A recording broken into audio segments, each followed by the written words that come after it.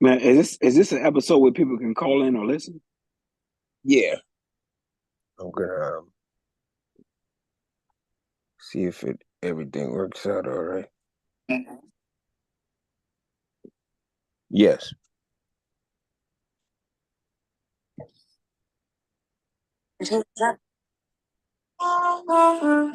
Disclaimer, warning, the content will examine phenomena that some would find offensive, inappropriate, insensitive and triggering.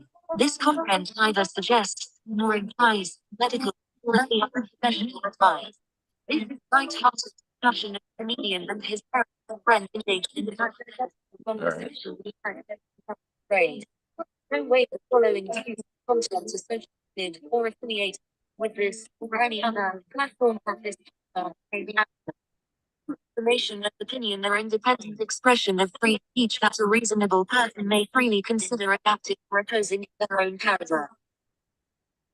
Peace to the, peace to the universe. Peace to the God. For those joining us on YouTube. Peace to the universe, brother. What's going on?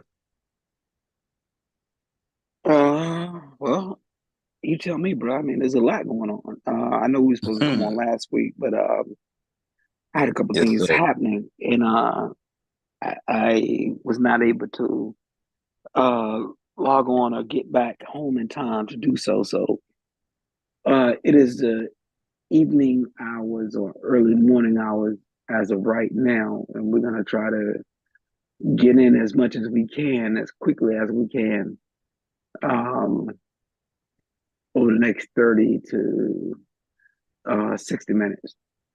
Yes, sir. You are listening to Black Mental Health and Race. I am your host, MF Doug, and my co-host is Dr. Moore. Um, let's get right down to business, brother. It is 4:13 a.m. I noticed, even though we must talk about the presidential election 2024, that there was another police officer involved shooting. Um, we've been talking about them a lot in this context of Black mental health and race. And this one was another shocker. I even watched the video of the shooting. Um, let's first start off with rest in peace to Sonya Massey, Massey, Sonia Massey. She was shot and killed. I believe it was July 13th of 2024. Your thoughts on it, Dr. Moore, to start us off? Honestly, bro, I don't know a lot about what happened with Miss Massey. Um, I have just purposely tried to manage my um, own um, anxiety about all of the shootings and killings with brothers and sisters. Um, so I have listened in partly, um, but I don't know a lot of the details, and that was on purpose because I was just trying to manage my own anxiety about um, all the things that have been happening with police shootings and brothers and sisters being killed. So I don't know a lot of the details about what happened with Miss Massey. Well, I'm going to fill you in, brother, and this is going to get very interesting real quick. Um, there are some people, including a person of the ilk of Candace Owens, who says that this is not racism. This is also not an unjustifiable shooting. This is what should happen in matters like this. Not to give Candace Owens any credence or even mention her name because we know what she's about. Um, but it's interesting that people are saying that the hot water, which to an extent I can agree with, not wanting to be hit by hot water and you making an irrational decision. But there are two police officers that show up at her house. And while I'm telling you this story, Dr. Moore, I hope you can see that screen. I don't know if it's the YouTube screen, but I don't know if you could see it. Mm-hmm. But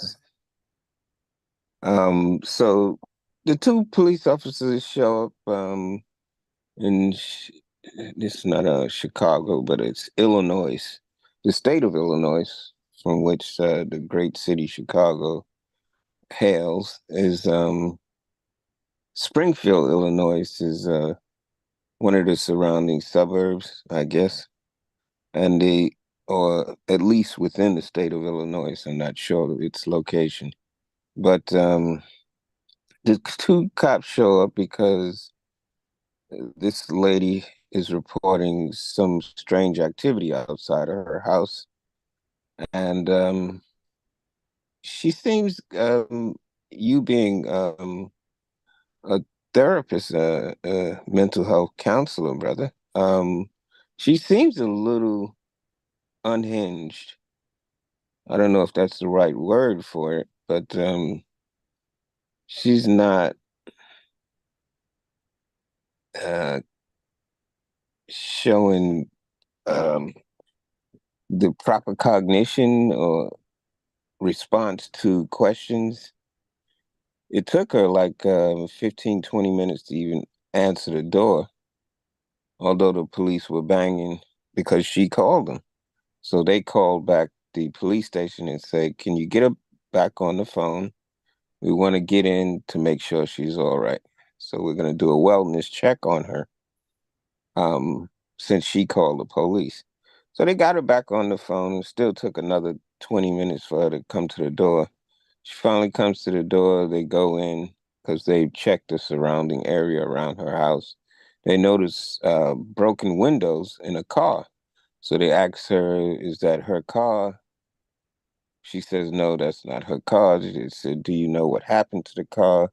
So this inquiry, police inquiry, goes on, and then they request to go inside her house. So they're both inside. She's sitting on the couch calmly talking to them. And then he asks for her ID. She can't produce the ID. She has other documents that she's looking for to show the officers. And that's when everything starts to jump off. It starts to get a little crazy. She can't find the documents that she needs to show the officers. Not she's no longer looking for her ID as they just requested. They just wanted her ID and they were going to leave. They needed to know a name of the resident for their police report. So then one officer noticed that the stove is on, and there's a kettle of water, and said, "Can you turn that off, ma'am? Because we don't want to start a fire in here." So she gets up off the couch and she goes to turn the water off the stove, and she says something under her tongue, under her breath, to one of the officers. This would be Sean Grayson, Officer Sean Grayson, who's no longer an officer. He's now being criminally charged with the murder of Sonya Massey. She says, "I rebuke you."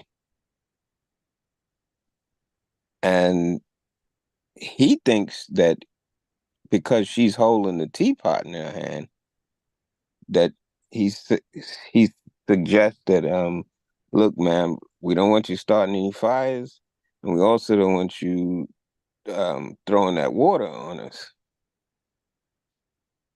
And I guess from that is where she said, I rebuke you in the name of Jesus.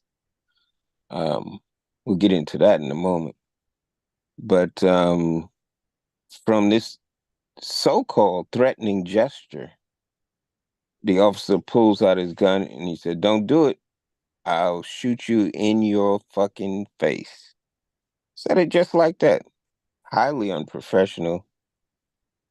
And he says, "Get away from the stove. Put the pot down. Put the pot down." So both officers get excited. They start yelling, "Put the pot down. Put the pot down." And she cowers and turns around, turns her back to them and goes down to the floor. "Put the pot down." They still yelling at her to put the pot down. "Don't do it. Don't do it." And next thing you know, boom, boom, boom, boom, boom, boom. Shot it right in the face. I think it was 3 shots or 2 shots. Not quite sure. But that is how it went down. In the aftermath of the shooting, the one officer that did not shoot her says, "I'm going to go out to the car and get the first aid kit." And the officer, Sean Grayson, that did shoot her said, "No need to bother. That was a face shot. She's not going to survive." Then he thought about it. He said, "You know what? You better get the medical kit." So all of this transpired. And further on in the aftermath, this is all in the same night, when more officers show up and the sergeants and captains show up to see what happened, everything is cool, but they mention that she's a 1096. Are you familiar with a 1096, brother? No. 1096 is it's a police code for a person with cognitive disabilities or cognitive hmm, i- i- irregularities. That's a good word for it. Um, and I'll let you step in from there. Um, I don't step in what sense? Any commentary on what you just heard? I Yeah. just tried to So give you a detail of what happened, how Candace always got involved, how some people are saying that it was justified, and just the demeanor of the officers. Anything that you want to give feedback on or insight to anything that I said would be grateful. yeah, I don't know. I mean, coming from third party, um, it sounds I don't know. It sounds very problematic. Very unprofessional in terms of the police officers. I just can't imagine the police officers shooting her because there was a pot of hot water. I think there's like a lot of other ways to probably have handled that situation outside of just shooting her and then shooting her in the face. Um, if the details in what you're telling me are correct, I don't know if you're asking me to respond from a psychological perspective or therapeutic or clinical perspective. Um, but Both if or any, actually. uh, so, um, the police are not clinical and they're not, um, therapeutic, from a psychological perspective. So they wouldn't necessarily know how to handle that situation. But I think um, the worst case scenario in any training that they might have, I don't know why pulling a gun or shooting someone in a situation like that would be the first call of Hmm. duty. That doesn't sound. It just doesn't sound like that would be um, the first level of training in a situation with someone who might seem, um, you know, psychologically unstable is to shoot them. I could see if that was a situation where they were on the streets and they felt like their life was in danger and all those type of things. I could probably make more sense of them saying, we're gonna, use our guns.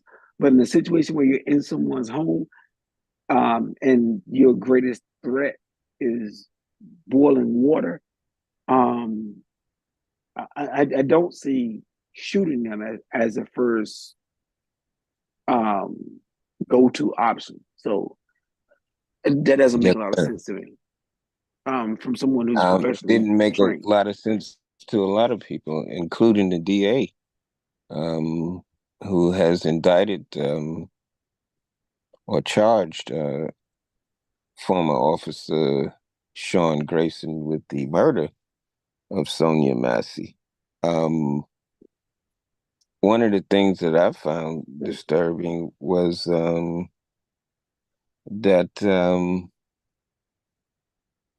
the mental state of the officer. He's a little pissed because it's taken us so long to come to the door. So I can't really go into what he's thinking, but what I can say, uh, as my own opinion, is that he's already pissed off. So any more delays that he feels he has to endure puts him into an excited state. And from that excitement, he just amps up. He's supposed to be, as a police officer, if I'm not mistaken, de-escalating situations, not adding to the tension and escalating a problem. Particularly from what you just said, it doesn't seem professional, not even as an officer, even though he doesn't have mental health training. As an officer, it seemed very unprofessional that he would take it to that level. But I could Yeah. see where it would come from. Well, I can't see where it would come from a professional perspective, in that if you are in a field like mental health or in a field like a police officer, one of the things that that you have to have is patience. Hmm. So if there's a call to someone's house, you're only going to escalate a situation if you don't have patience. So that doesn't make sense to me. Hmm. I remember us when we got into um, Black Power thinking back in the days. One of the cases that was infamous back then was the case of Eleanor Bumpers, a Black woman, elderly, and was probably not mentally stable, but they shot and killed her in her own home. I forgot whether she called the police or I think that she called the police. So this is not something that's new to police officer involved shootings. Um, I would hope that 90% of the cases are justified shootings, but given the history of police involvement with Black people, Puerto Rican people, brown people, anybody that's non-white, it always can end tragically in those 5 to 10% of the cases. And usually it's unjustified. However, we don't have a legal standing. As I've always been saying in our discussions, Dr. Moore, um, great deference is given to police officers. Whatever they say to a judge is given like the Bible. It it holds more weight than any testimony to the contrary. But I thought it was quite disgusting.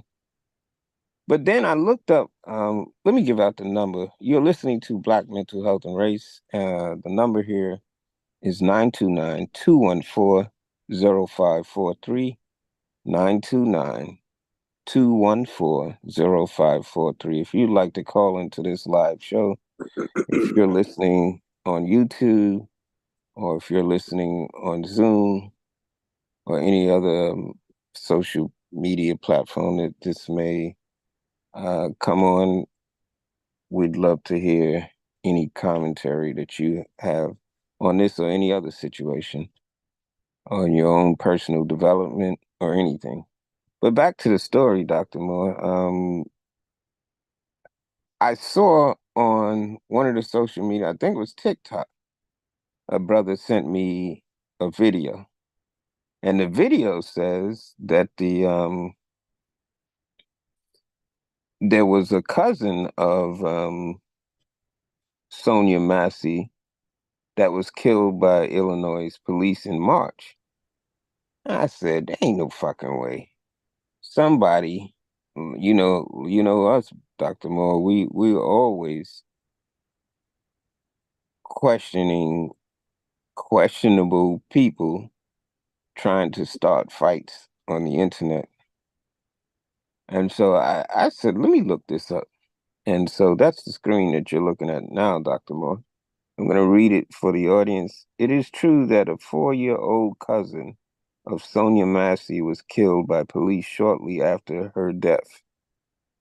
Now, that didn't make sense to me. How does a child die after if he's shot in March? Well, brother, I guess he survived the police shooting in March, but shortly after her death, the child succumbed to his injuries as well. The child, Terrell Miller, rest in peace to Terrell Miller, was shot by Illinois police, a 4-year-old boy shot by police in March in Springfield, Illinois. So now we see a connection to the statement that Sonya Massey made to the police, I rebuke you in the name of Jesus. Now, I don't know her mindset at the time, but I'm sure that her and her family had very ill regard for the police. And not that doesn't give an excuse, but I could see why she made the statement. She probably thought that they were evil, and she was keeping her distance from them. All right, this tragic incident occurred just days after Sonia Massey's own fatal encounter with police, adding to the grief and outrage surrounding the family's interactions with law enforcement. What do you think about that story, brother?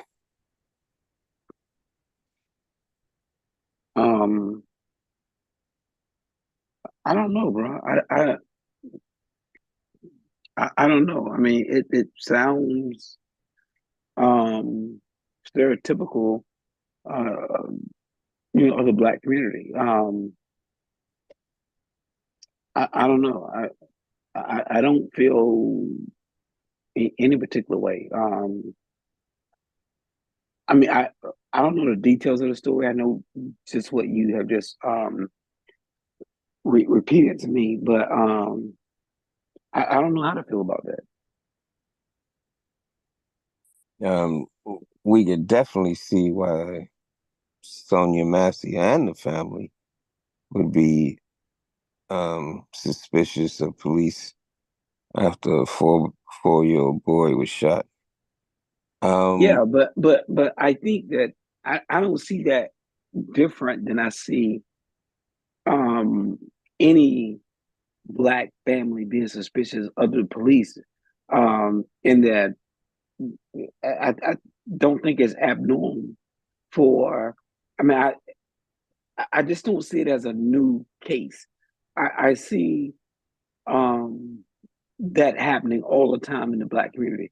So it doesn't seem like um, that case is any different than what we historically grew up with watching police officers and what they have done historically in terms of the Black community and why the Black community feels the way they feel about the police. Indeed. So let's go into what happened, because as uh, a and you have a license in therapy. Here's what happened to get this 4-year-old boy shot. Um, Terrell Miller, who's the 4-year-old boy, was tragically shot and killed by police in Macomb, Illinois on March 16, 2024. The incident occurred during a response to a domestic violence call. So once again, well, not once again, before the Sonya Massey call to the police, there was a call by some of her family members to police. When the officers arrived at the scene, they encountered a violent situation where Terrell was being used as a human shield. The 4-year-old boy was being used as a human shield by a 57-year-old Anthony George. In an attempt to neutralize the threat, an officer fired a shot that inadvertently killed both George and Terrell. So once again, this was a police-involved shooting 3 to 4 months before Sonia Massey, and it was a family member of hers that was shot. Now, this guy, Anthony George, is no saint, and he was probably not in his right mind, or probably thinking that the cops were not going to shoot him if he used the 4-year-old boy as a shield. Now, I have no doubt in my mind that, as Minister Farrakhan said, they'll shoot a few of us to get all of you. It is a tragedy that nothing about this 4-year-old boy, Terrell Miller, stopped the police from taking aggressive action.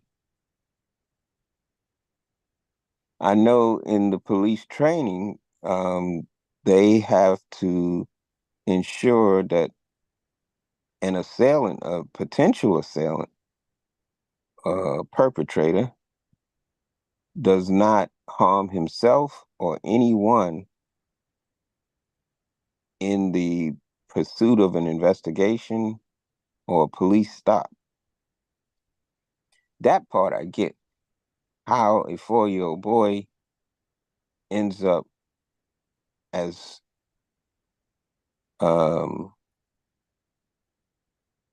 collateral damage to make sure that the 57-year-old Anthony George doesn't kill anybody or harm himself is quite a stretch for me.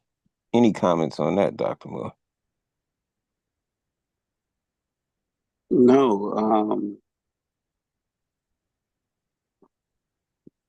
no.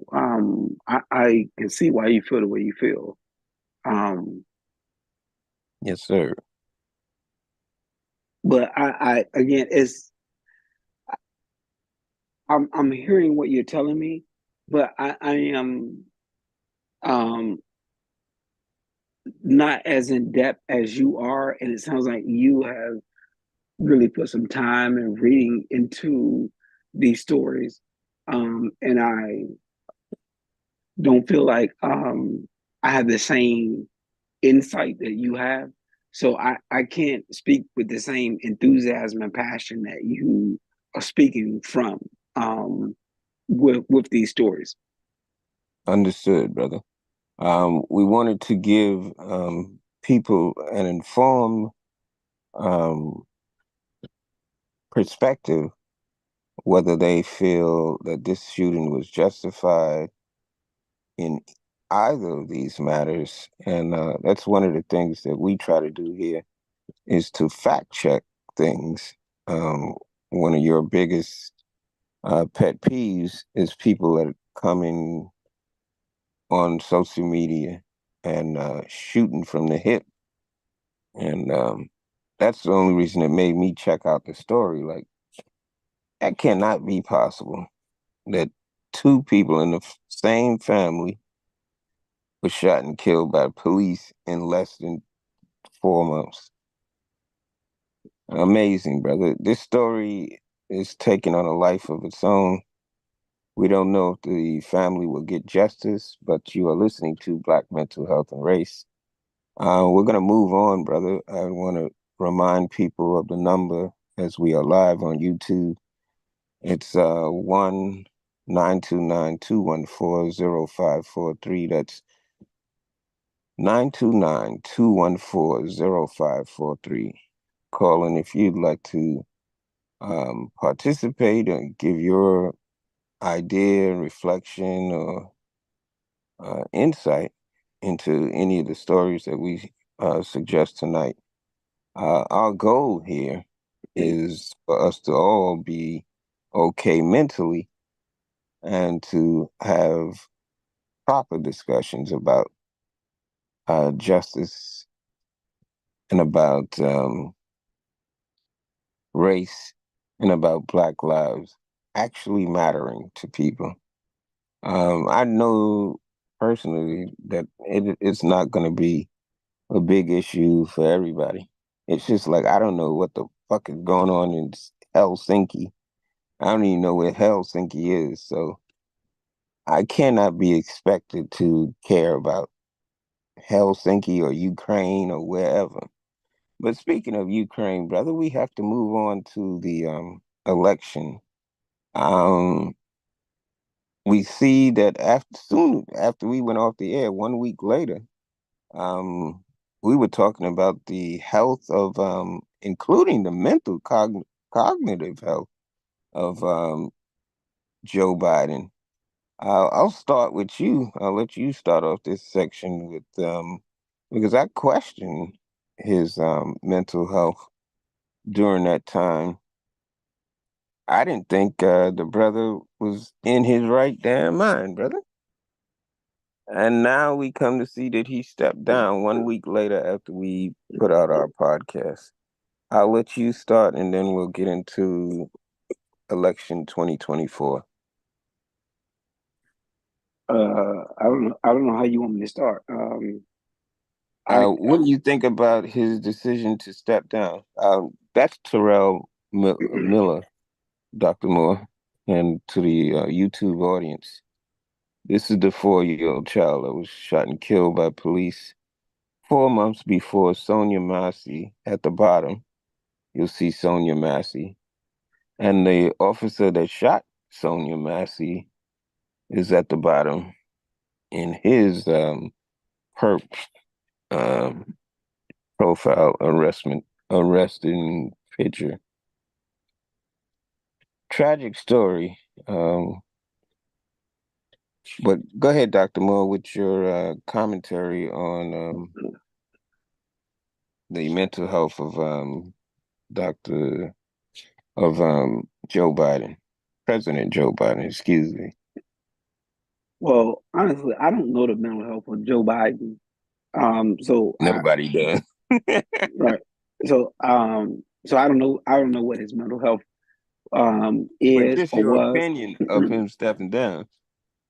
So, but my opinion of him stepping down, I have to admit that I was not initially a fan. Um, Mhm. I, I honestly, I don't see a significant difference in um, Joe Biden and Donald Trump. I think that Joe Biden has as much wherewithal as Trump has. I just think that I have lived long enough um, to have grown up with Archie Bunker, with with all of the family, and for those who probably haven't, I recommend going and watching episodes of Archie Bunker and All in Family. And I submit to you that if I didn't know any better, I would think that Donald Trump is the epitome of Archie Bunker. He, snap, bro. I need to answer a call. I don't know if it's gonna hang us up. So just hold fast. Yes, sir. You're listening to Black Mental Health and Race. I am your host, MF Doug. We're going to take a quick break and come back after these messages. How is your mental health, ladies and gentlemen? If you need help with your mental health, we are willing to help you. All you have to do is kidding. Yeah, the phone hung up on Dr. Moore. What we'll do is send him another link while he's on that phone call.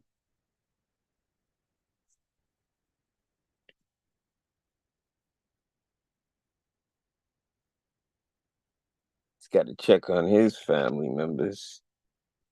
Let him do that in peace. The number here is 929-214-0543. I wanted to play a song by Prince called The Morning Papers. We're going to get the info on the morning papers. Remember that any songs played here are only for reference and educational purposes only. They do not in any way suggest ownership or even um,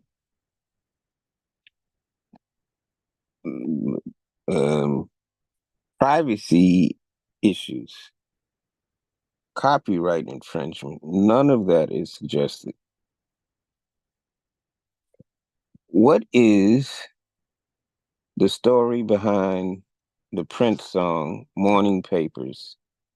What album is it on? Question mark. Is there any significance to the song dealing with Prince's history or social history in the United States during the making of that song? And is the song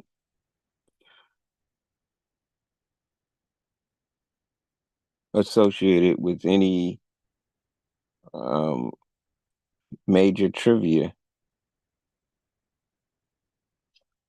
Let's see what Chat GPT says about the song as we play it now. We'll play it low in the background. He realized that she was new to love. Every way, every schoolboy's fantasy she was. Black alert. If it pulls hard, laughing over it like wine. She could drink. Dr. Moore is back. Time in the morning, baby.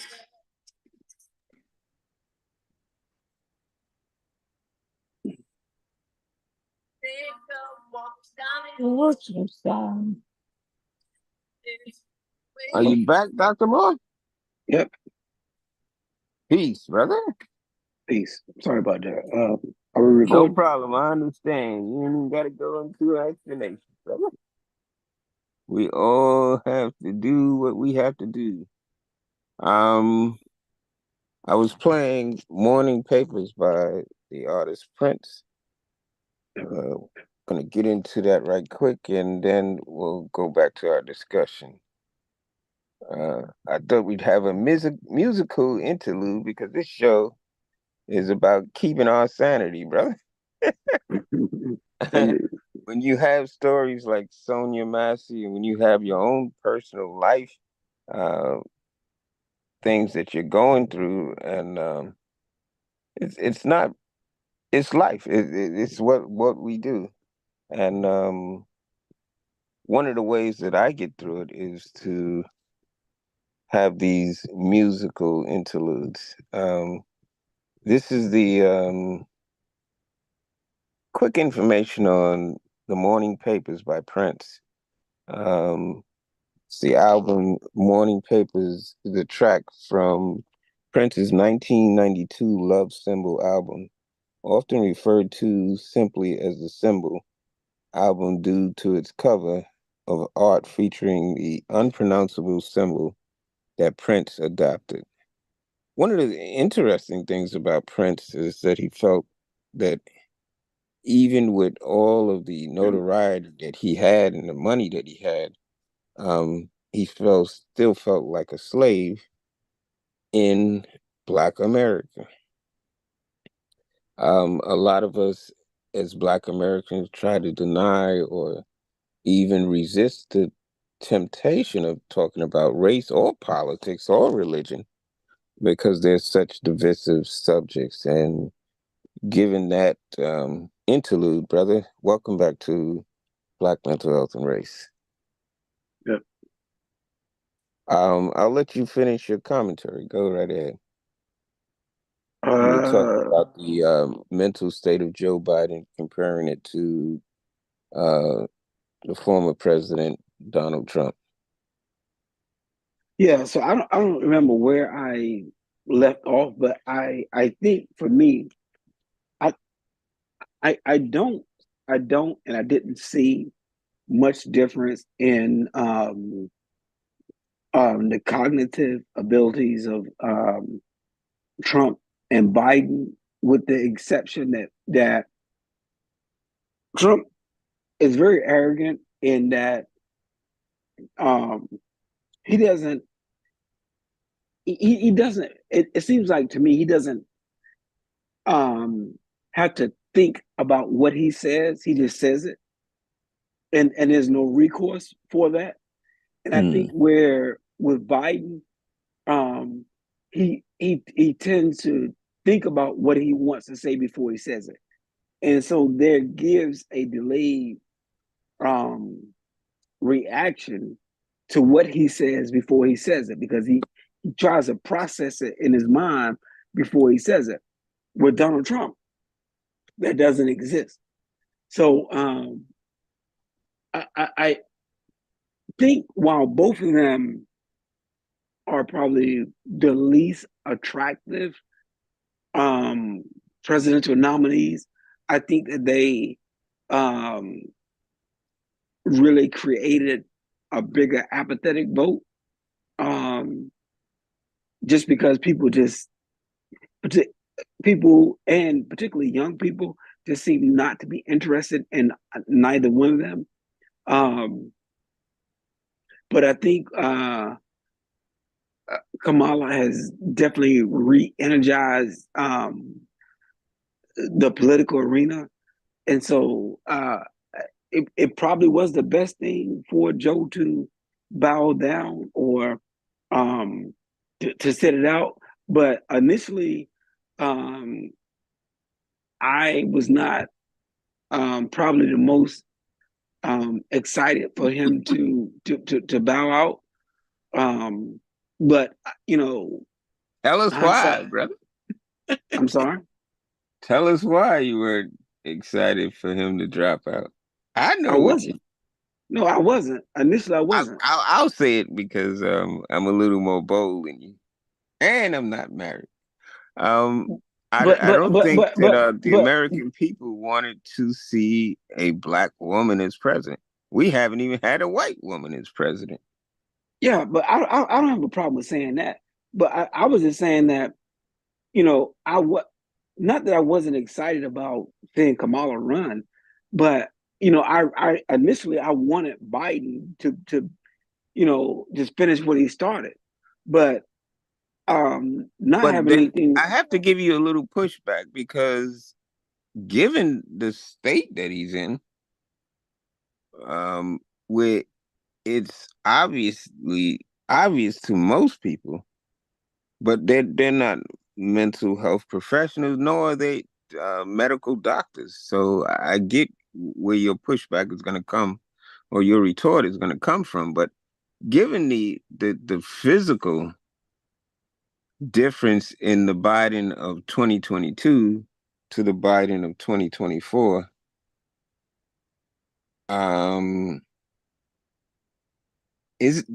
shouldn't this have happened? I know you tried to retort by comparing him to Trump, but just addressing the issue of Joe Biden and his ability to do another 4 years, given his state now, his medical health now, even not being a doctor, wouldn't anybody have a reasonable degree of certainty that he's not going to make 4 more years? No, no, absolutely not. I And want to hear you explain this, brother. And let me give out the number right quick. We're at 929-214-0543, Black Mental Health and Race. Proceed, brother. no, absolutely not. And I think anyone that feels that way, I think that voting for um, Donald Trump for another 4 years and feel like he um, is more healthy in eating cheeseburgers at McDonald's every day, being overweight, saying the most ignorant things. When I compare the two, I don't see the logic in saying, well, Biden isn't healthy, Well, or it Biden. goes back to my suggestion about, see, now me as a black man, I don't have a problem with Kamala Harris. I didn't have a problem with Hillary Clinton, even though she's not for black issues.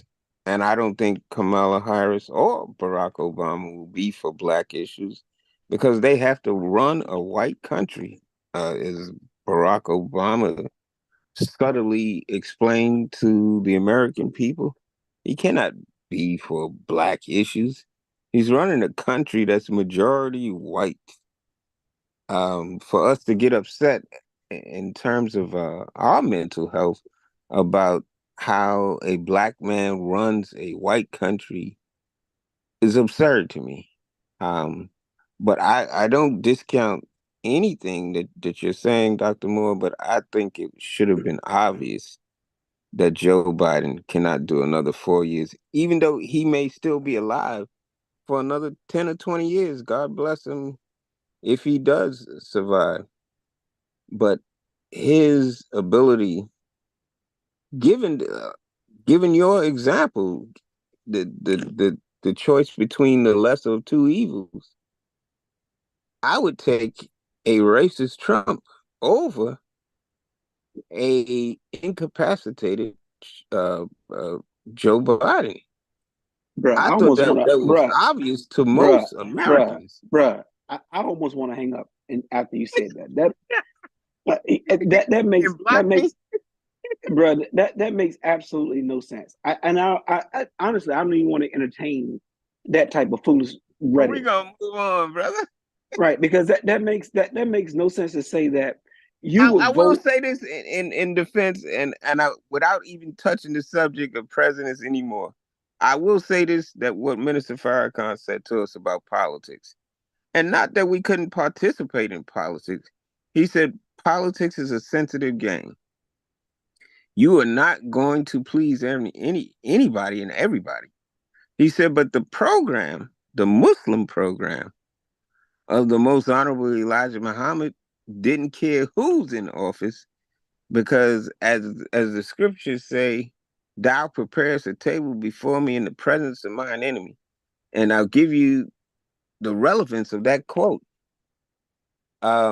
I'll take it from the context of the Bible first, and that was when um, so many of the saints in the Bible were in a hostile territory. They were taking slaves, like Moses, who was the saint that had the dreams and came back amongst his brothers. His brothers sold him into slavery. Forgot what his name was. All of these people were, and Jesus, the prime example of being in a society with an anti-government sentiment, where where these saints had to come up against a Pontius Pilate, a Roman Empire. And now, what would make Donald Trump any different that we, as Black people, cannot mentally and physically and financially, economically prepare for no matter who's in office? We are going to thrive. Is that impossible? Isn't that what the Jewish people do with their own community? They don't care who's in office. Isn't that what the Japanese Americans do? They don't care who's in office. Isn't that what the Chinese Americans do? They don't care who's in office. They have their own internal clock. Why we as Black people cannot do that? And I'll leave it at that, and I'll give you the last word on that. Okay. I can't speak for Jewish people. I can't speak for Japanese people or any other people. I can't speak for any of them. And I don't really know what they do. There's a lot of hearsay about what they do, but I'm not in their community. And I don't know Black people that are in their community. I just always hear people talking about what the Jewish people do, what the Japanese people do, what the Asian people do. I don't know that. So I'm not at liberty to speak about what they do. But what I am at liberty to speak about is what Black people do. And what I am able to say is that for the first time, in America, we have the opportunity to elect a Black female president. What I'm also in a position to do is say that for the first time in America, we had a Black president. So I am more inclined to be on that road of participating in a continued evolvement of this country, of what it looks like with a more diverse country, with more diverse people. Representation. So I agree. I don't think it serves me or anybody else to talk about what Jews do, what Asians do, what all these other ethnicities do, because I don't really know what they do. Right? I can sit here and probably, go back and forth with you, but I'm not in those communities. So I don't know what their progress is or lack of progress is. I don't know what the debates are. I don't know any of that stuff. But to sit on the outside and talk about what all these other people do and what their benefits are, I think is counterproductive to me, because I really don't know. And I think that if you're But other not people do know, brother. well, Other people do know. but bro, I can't talk about what other people know because I don't Right. know the But I people that think you're do. missing the point. The point is not what other people do, but no matter who's in office, you have to thrive as a community. Yeah, but I don't And know that's where what. we Yeah, fall short, but because brother we can't Douglas, even agree but brother on Douglas, politicians. okay, but brother Douglas, I don't know that they can either. I can't. But So forget them for a minute, right, because right, that's but not the point. Let's okay, but let focus me on finish. us. But let me finish my point. My point is when you bring up other communities, I think it when you bring up other communities and what they do, I think it's disadvantage or advantageous for us to talk about other communities. I don't like the So let's idea talk of about that. our community then. Okay, but what I'm saying is, but when you bring them up and then bring us up in those conversations, I think it's disadvantageous for us to talk Okay, so about let's talk community. about us. I'm trying to let me finish my point. So, but my point is, when you bring those things up, it's disadvantageous for us to have a conversation talking about other communities and not honestly knowing what those other communities do. We do know what they do, brother. We And don't. if you We don't know, well then that's a how do you different know? story. But how do you Because know? I studied Japanese American in school, in college courses, brother. I studied Jewish American in college courses in school. So you feel comfortable right now having a conversation about Jewish I people. feel familiar with what they do as a collective. Well, then you and I can't have You an can't intelligent discount that. well then, brother, let me finish. You and I can't have an intelligent conversation because I don't. So if you're All gonna right, tell me what, but so you're then if you're saying gonna that if tell you me, don't know if right, then I that can't, I can't have a listen. What I'm saying to you is, if you're coming to me and telling me that you are a scholar on Jewish people, Japanese I'm not people, saying on that. No, I right, didn't say that. but if you're telling me you know this, and you telling me you went to school and you studied, then you are now a scholar on that. I didn't say that. That's almost right, but that's what it sounds like to me. It sounds like to me it's Well, I'm when I correcting you let me before finish. you Well, let me proceed. finish. Can you let me finish my point? It's almost like me hearing Trump at the um black journalist situation talking about black people and saying that he does this for black people and he's the best president since X, Y, and Z for black people. That to me speaks volumes of him not knowing shit about black people. So I'm not gonna ever come before people and say I know this about another ethnicity because I know I don't.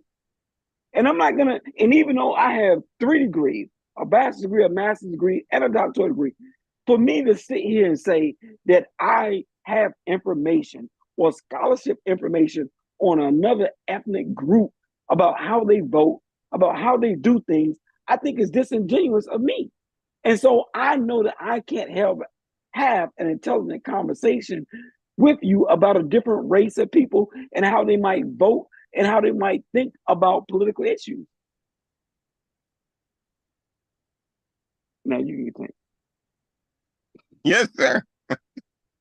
And what I had requested that you do is make the point mute. Let's disregard what I said about other communities and focus on ours. What is the strategy if things are out of our hands, brother? What if Trump goes into office? Is it the end of the world? Is I it don't the think end of civilization as we know it if Trump is in office? Is it the no, end of black people as we know it if Trump is no, in but office? to But don't say, make it seem that way. well, I'm not. But Yes, to it is. say, You're telling but me. brother, I'm not, brother, I'm not. But I just heard you say that I would rather vote for Donald Trump than aiding an old Biden. I just heard you say that. That makes no sense to me, And I'm saying to you that I have as much sense as other uneducated people that would vote for him for the same reasons. bro. That is ridiculous to me, and I can't It entertain a may be, conversation. but am I I the can't. only one that thinks that way? But I don't care. Is it But that unreasonable? to me, it's a ridiculous conversation to say, you know what? I would vote for someone who says, you know what? I don't care anything about DEI. I don't care anything about women's rights. You know, I would give uh, police officers complete immunity. All of this crazy shit, Project 2025, and say that I would vote for that. Man, I would vote for a dead person before I would vote for that shit. That's crazy to me. I'll bring it up to you another way. Bro, you can't bring Mexican that up to people me. have You no. can't bring that up. You can't bring that up to me any kind of way and think that I would support Trump. And I, I wouldn't Yes, support but that's Trump you, in brother. any situation. That's you, and you have the right to your But you and decision. I, but you and But I are having a what conversation. you're But if saying you're is telling that me, everybody with the same conclusion as you should not entertain any other thought. And that, my brother, is very not only delusional, it's elitist. It speaks of dismissing anybody's reasonable, rational Bro, decision to go another way. there's nothing reasonable or rational about anybody telling me they will vote, any black person telling me they will vote for Trump. Nothing reasonable or rational to me at all. And I can't you are entertain, entitled to I that can't, opinion. and I can't entertain or have a conversation with anybody that would tell me that, you know what, I will vote for Trump. Because that goes against everything that I absolutely believe in as a black person. And for another black person to say to me, yeah, I will vote for Trump. And this guy tells me he doesn't believe in women's rights, that believe in DEI, he doesn't believe in diversity, inclusion, that he doesn't, I mean, all of these things as it relates to black people, for someone to put all these Supreme Court justices in place so that it would set black people back hundreds and thousands of years, to say that they would vote for something like that. Oh man, absolutely not.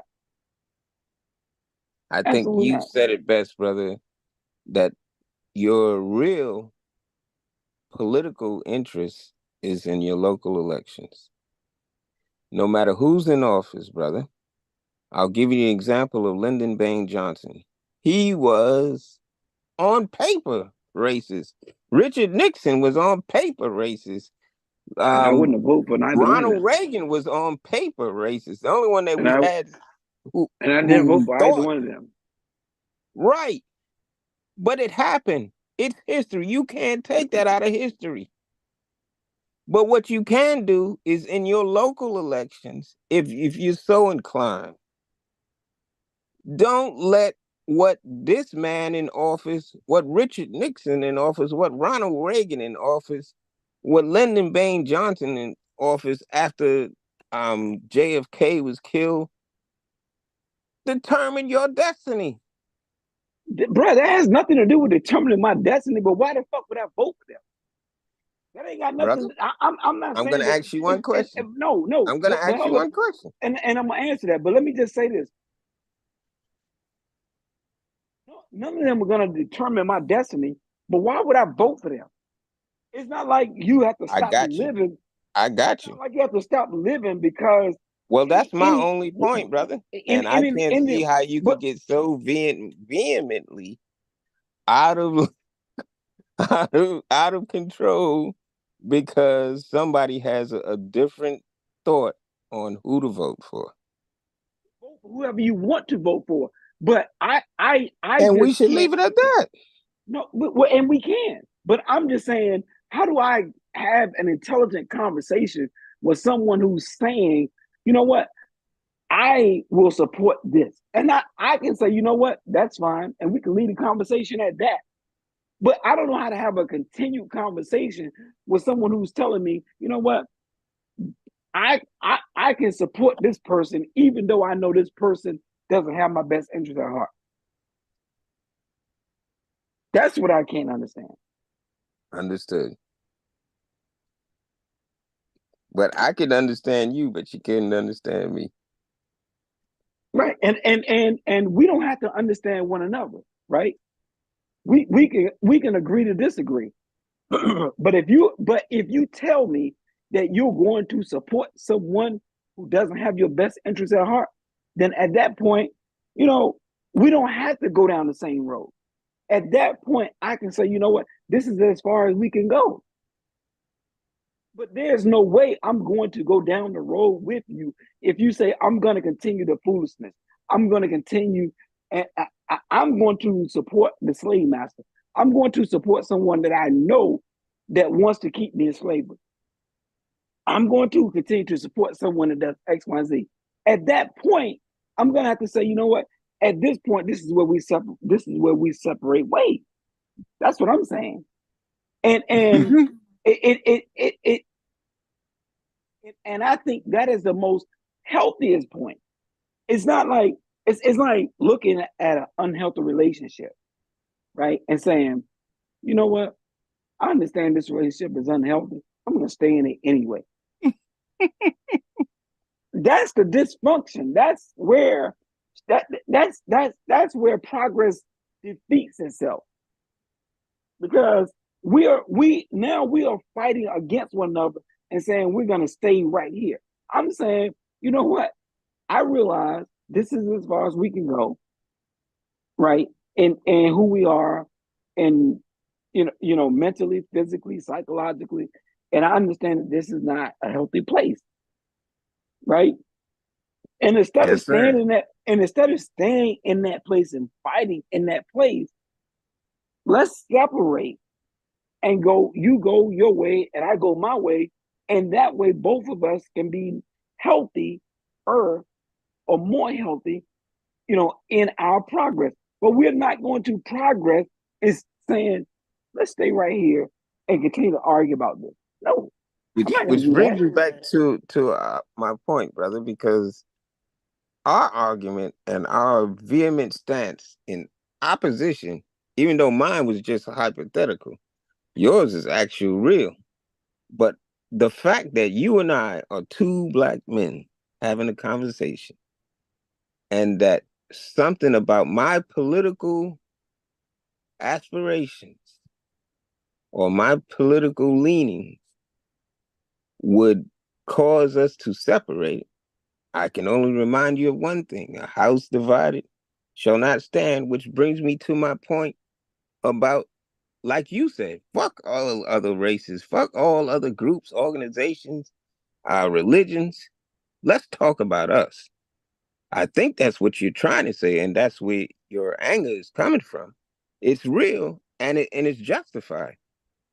Well, I wouldn't say it's You anger. I saying think that it's more. I think it's more you don't frustration. right, understood. If we can't come to some type of understanding, and we represent a dichotomy of a bigger picture, the macrocosm of black people still divided amongst each other over politicians, over black leaders, over whether we're black or not, over colorism, sexism, abortion, religion, God. If we can't find a way to work together in our differences, brother, we're already being set up. We're already defeated. I think what the program should be, it don't have to be a Muslim program, but we have to get some type of representation that we can all agree to disagree upon, but still be empowered. Well, I I think you and I have argued this point, and we continue to argue this point right. about black people getting on the same page. I've said to I, you a I number. distinctly changed it because of what you said to me over the years, that we're not going to be a monolith. Right. So what I distinctly just said was that we could find some empowerment no matter who or what we agree upon. I Yeah, but distinctly said that, and I think that is what we should focus on. Let's okay, focus on black and I people. and I and I hear you saying that, but while I hear you saying that, I don't see you aligning with that, right? So I hear you saying, let's find this, let's find that, but we're not going to find that with a person like me. If you're telling me, you know what, I want to bring somebody like Trump along, that's not going to happen with me. That's not good. It's like me. Like as much as I, like and admire Dr. Umar, right? There's some things that we fundamentally disagree on, and that's okay for me. I don't have to agree with him. He don't have to agree with me on everything. The same way with the Nation of Islam and Islam, we can agree to disagree. There's some fundamental things that the Nation of Islam and Orthodox Islam just fundamentally disagree on. I get it. That's fine. But to try to make it like we have to at some point all agree on this. We, you know, maybe we do, maybe we don't. But I'm what I'm saying is I'm okay to disagree with what I disagree on, right? And there's some things that we might fundamentally do agree on, but there's some things that I'm absolutely not going to be cool with. And Donald Trump is not. He's one of them.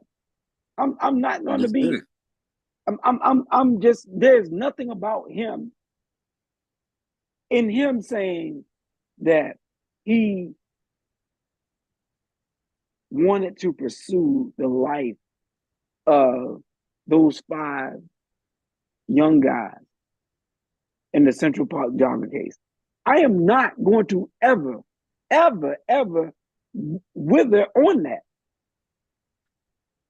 And there's nothing about me that would ever say or would want to say, you know what? I can understand Donald Trump on that. Fuck that. I'm not. I'm not. And I think he's a racist and a bigot for that. So and for a person to wither on him doing that to black men of color, that's a problem for me. And to support someone like that, no, I can't do that. But for him saying, you know, I could just grab women by by the peak. I mean, there's just certain fundamental things about this guy that I could not ever support. Ever. Understood. It makes a lot of sense. The question is, what are you willing to lose for your stance?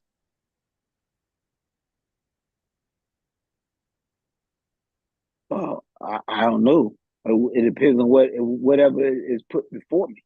I'm willing to lose whatever is put before me. I mean, but I don't know what that is. But at this point, I know what I'm willing to support. Understood. It's our number here is 929-214-0543. I'll give you an example, brother, of Ukraine, Russia, and the United States are in a great war. Just 2 weeks ago, in the cabinet of Prime Minister of the United Kingdom, one of the cabinet members said that that the United Kingdom is preparing in the next 3 years for the next World War. Now, how true, how valid it is, because he's just a cabinet member.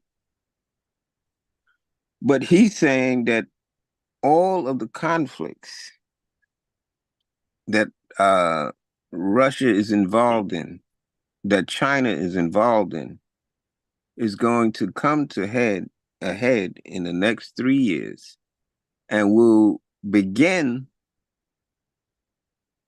the preparations now for the United Kingdom to be prepared if there is a war that breaks out, a world war breaks out in the next 3 years. I think that more sensible heads, given that there's a lot to lose in a world war. World War II took out the most human beings of any war on a scale unconceivable. And we're about to head for another world war with more sophisticated weaponry, with more devastating weaponry. Someone, perhaps even a Kamala Harris, has to come and step in and break up this fight. hopefully we could do that on a personal level. Hopefully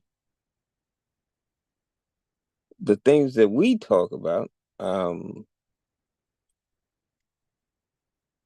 we can find a way. I think it was in the study guide of self-improvement on how to work around issues that are not in your direct control. I think even in your counseling, you have to counsel people for things that they can't control, and you tell them to internalize what you can control and improve that.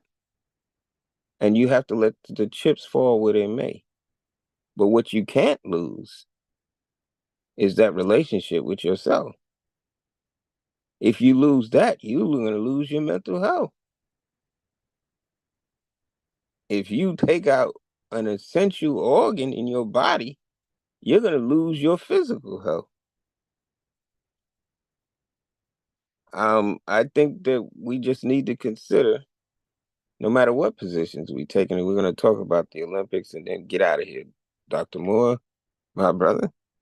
I think that we need to see what's at stake, see what we can control and what we can't control.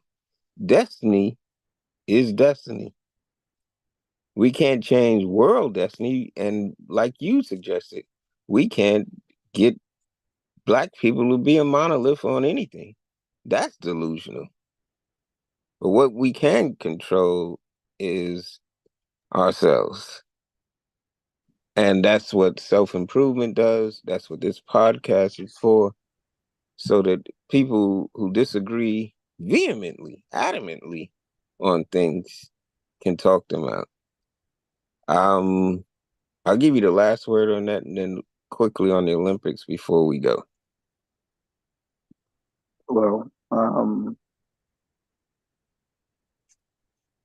I can tell you what, based on this conversation, what I can control is who and what I vote for.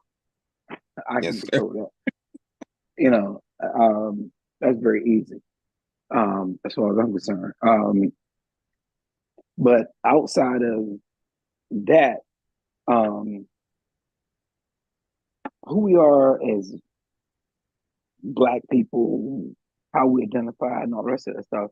I think we have to be honest about, um, how we see the world, right? Our worldview. If we're apathetic people, or we feel like we're disenfranchised, or we feel like the political arena does not really represent us, then I think we see the world very differently, right? Indeed. And so we approach it very differently.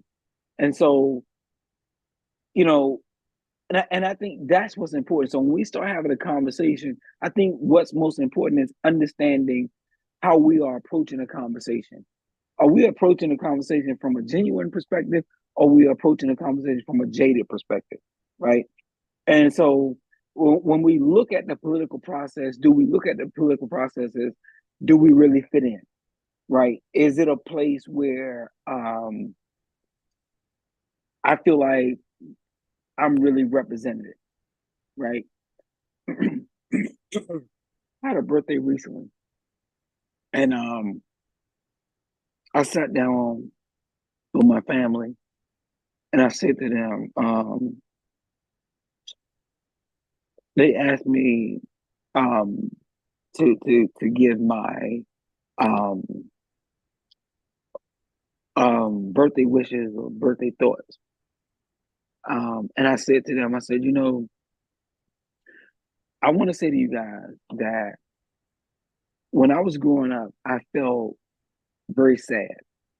And I felt very uh, um, heartbroken.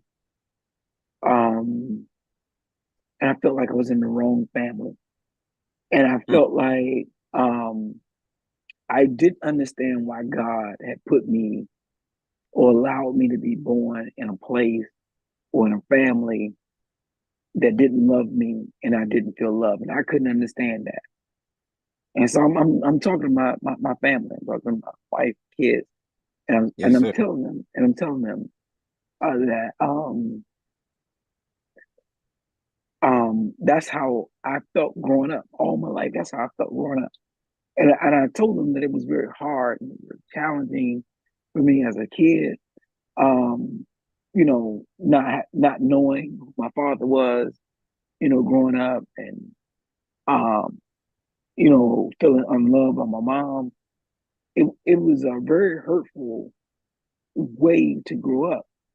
And I said that for this birthday, to have you guys here with me um, meant a lot to me, right? And I Mhm. told them that I used to have conversations with God when I was young, and I used to say, God, I don't know why you allowed me to grow up in the way that you allowed me to grow up, or in this family that you allowed me to grow up in, but um, I, um, you know, if I'm blessed enough that I can create the family that I want to create, or create a different family um, than the family that I grew up in, and allow me to create a family that will be blessed and loved.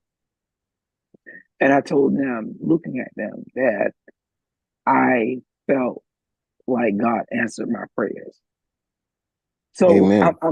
I'm saying it to say, um, you and I can argue and go back and forth about politics or whatever, but I just want to be clear about why we're arguing and disagreeing about politics, right? But if it's coming from a place of one person feeling like I'm not feeling like I'm a part of that political family, that's one thing, right?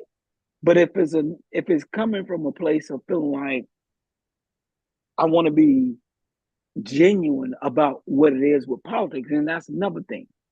And I don't necessarily know that I understand what place you're coming from, right? Mhm. But the confusion and the frustration comes from that place of me not understanding necessarily where you're coming from, but it feels like it comes from a place of hurt.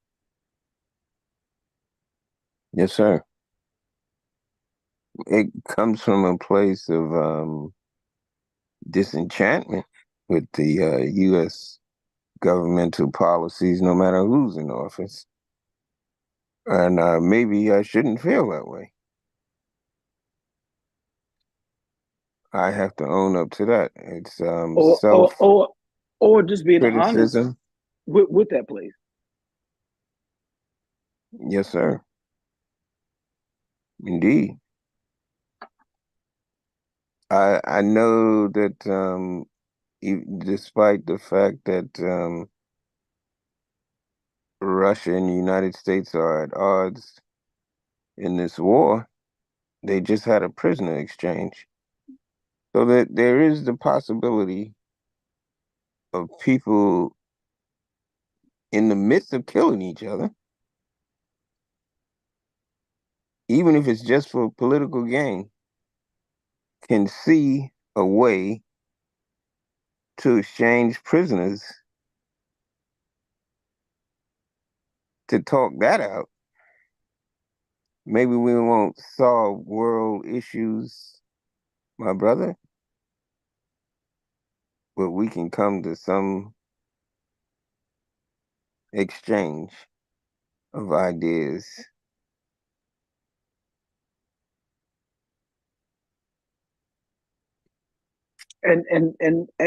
For me, at the end of the day, that's what, regardless of whether what political lines that you are, the reality is whether you are happy or not happy with politics, the reality is politics exists, and that those things are going to happen.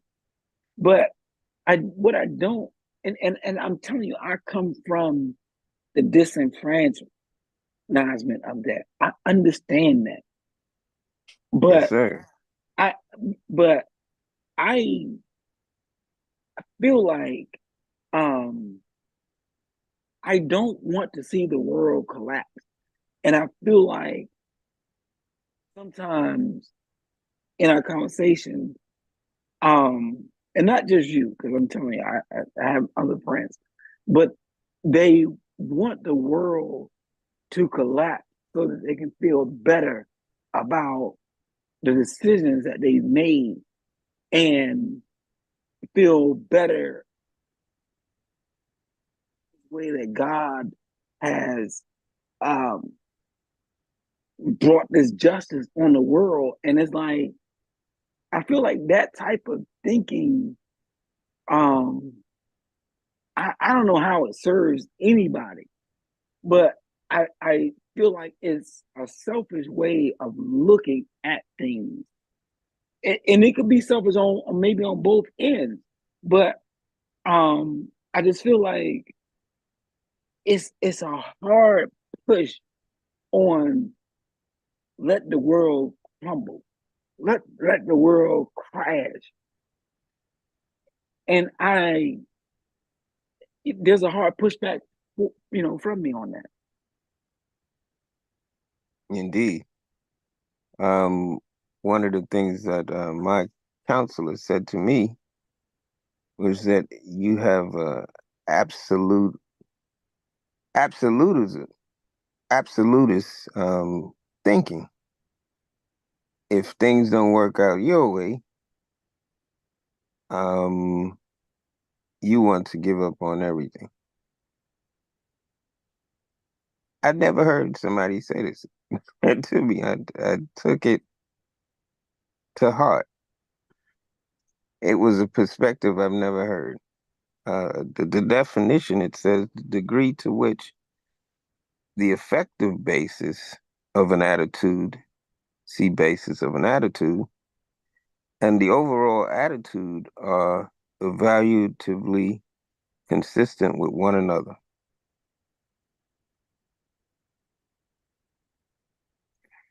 A theoretical position that assumes that psychology findings are valid for all people everywhere. The belief that morality or immorality of an action can be judged according to fixed standards of rights and wrong.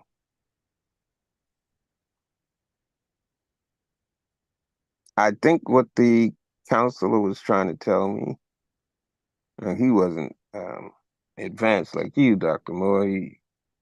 He I think it's called CASEC. He had his CASEC license for people with dual diagnosis of drug abuse and mental health, or like depression. And that's what he has a CASEC license. And I forgot what CASEC mean. But he said to me that everything for you, if you don't mind me telling you, has to be this way, or you're going to throw the baby out with the bathwater. I Oh hope no. that I do that.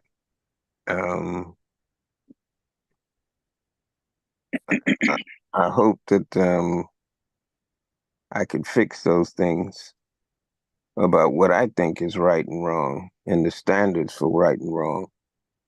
I think the Sonya Massey situation speaks to the heart of different people with different perspectives on things. May not be the same race, but we all witness what happened to that lady, and we have different perspectives on whether it was right or wrong. But somehow we're going to have to find a way to get through those type of situations, and even things that are more world changing for the destruction of the whole world. Ultimately, I think that that's what's important. The number here is 929-214-0543. Any last words on the Olympics, brother? And I'll give you the last word on um, absolutism, people who believe that there's a standard for right and wrong. Okay, I could be very short with the Olympics. I have not watched not one moment of the Olympics. Yes, sir. Right, Not man. not one moment. I have absolutely Tell us why, no. Um, brother. Why she I have just not been that interested in the Olympics, bro. I don't know. I think that people have been watching the Olympics out of bored or out of being bored. Boredom. I don't know. But I just have not watched the Olympics. I haven't ever really been an Olympics fan. Me either, So but Simone Biles. See, you married. I can't even talk to you about Simone.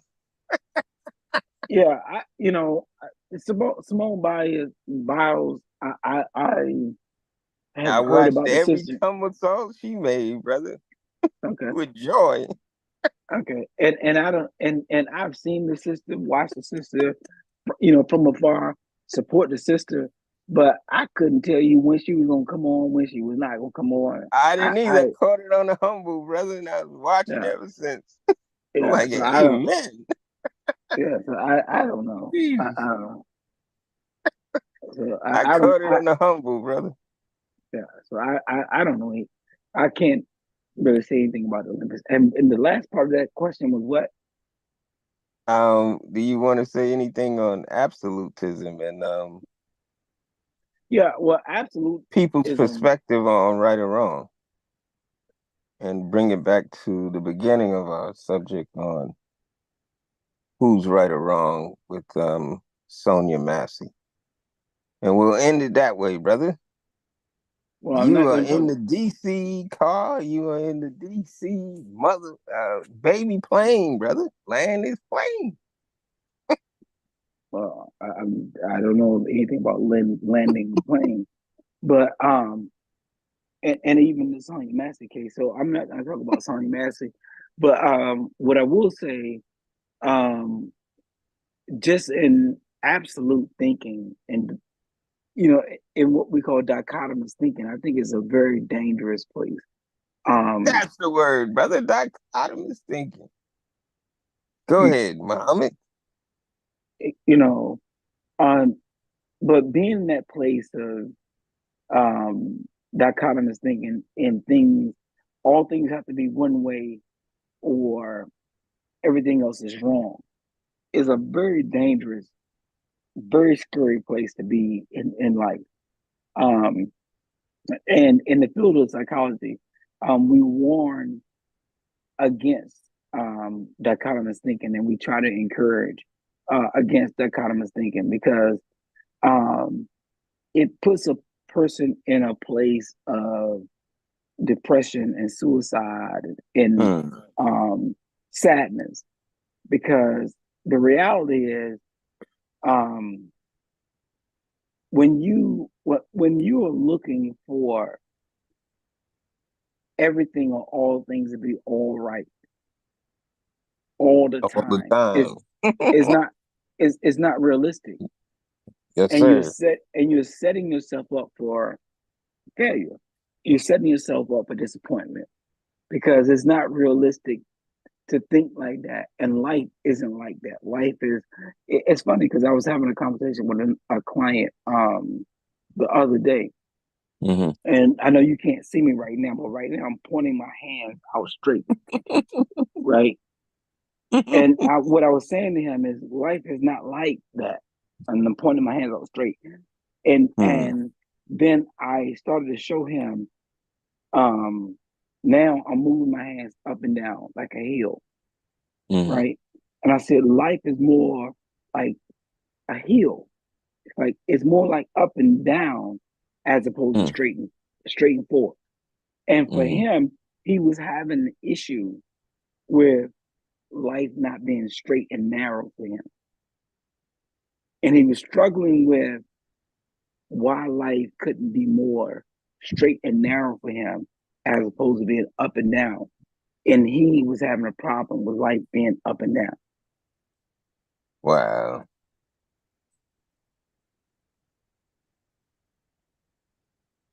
It's amazing, brother. We went through around the world in yeah, brother. I know that oh, praise be to Allah. We got 8 plays for assassination of characters. Anything you want to harp on? We knew that the assassination took place, but we didn't know that the aftermath of what would come after that. If the um, ancestors have anything to do with it, we have a potential possibility of a Black woman being in office. I know you know, brother, that there's a lot of people out there who vote against their own self-interest, which is what I wanted to talk about tonight. People voting against their own self-interest and people speaking bad about their own self-interest. And I was guilty of it my own self, brother. I just wanted to give my little last 2 cents on the matter that no matter what's going on, you have to find your place in the world. You can't cop out, you can't check out. Now, some people do, but they wind up being the mass shooters and the other people with very serious, brother, very serious confusion in their mind. I want to speak out into the universe. Anybody in the sound of my voice, if you are in trouble with your mind is not where it needs to be, and you want to harm yourself or anyone else, seek help. And hopefully you don't run into a person like Officer Grayson, who's now being charged with murder. You have been listening to Black Mental Health and Race. Last word, Dr. Moore. That is the last word. I did not anticipate being up this late. Damn sure ain't. We had to blast in there, brother. I told you I was gonna be 30 minutes to 40 minutes, and right, and me too. I ain't want to be up this damn. Now I gotta edit this shit. Yeah, so. Well, I'm gonna leave our sentiment in there. I just gotta do a little fact checking on whatever we said. Make sure everything was right and exact. Oh, lastly, brother, before we go, I went to the mosque. Brooklyn is now, it's done on a merit system. There's a New York mosque, Mosque number 7, the famous Mosque number 7 in the Nation of Islam. I haven't been in the nation in it's been 30 years, brother. It's been as long as I haven't been in certain places, other places, that you find yourself going right back to where you started from. And that could be a problem, or it could be the opportunity that you were looking for all along. So I found the people there, Dr. Moore, still caught up in the dichotomous thinking. It was one of the reasons I left, because there is no such thing as having a reasonable conclusion other than the program. Oh, brother, you got to talk about the program. You ain't talking about the program. Your life is done, brother. I just wanted to share that experience with you, brother. I don't know if you had anything to say on it. I'm thankful for the supreme wisdom lessons Thankful for the Honorable Elijah Muhammad, and now under the leadership of the Minister, Honorable Minister Louis Farrakhan, and for the Savior, Master Farad Muhammad, and Supreme Book of Supreme Wisdom. I believe it goes beyond that book and beyond the people and beyond the thoughts. Find your path and improve on it every day.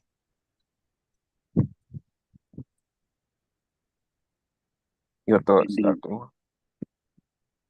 Indeed. I think you said it best. And I'll end it on that. Peace to the universe. Peace to the God. Hold on, brother.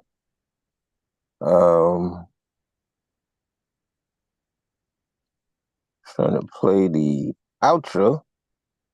There we go. Call you back, brother. I want you to understand.